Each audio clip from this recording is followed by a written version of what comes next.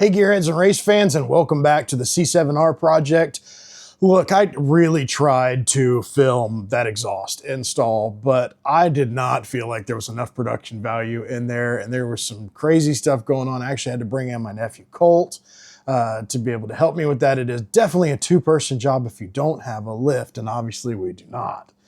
So what's next? So I'll show you what the headers look like, what the exhaust looks like underneath, so you can get kind of an idea of what that does. It connects to the stock exhaust, which I wanted to keep the valves in the back. I think it's going to be plenty loud with the stock mufflers and have a great growl to it.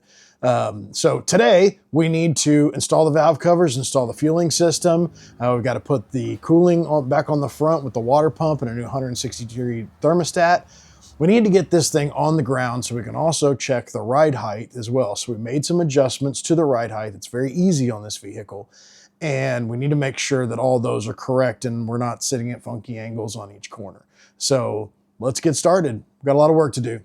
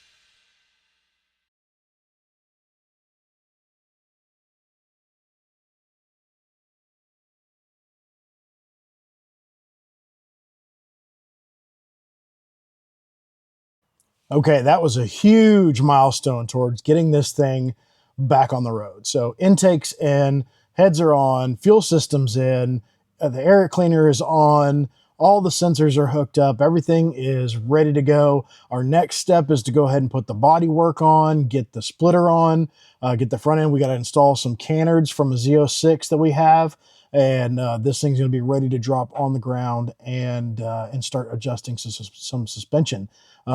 But in the meantime, I'm just going to sit here and remember what it's like to drive this bad boy.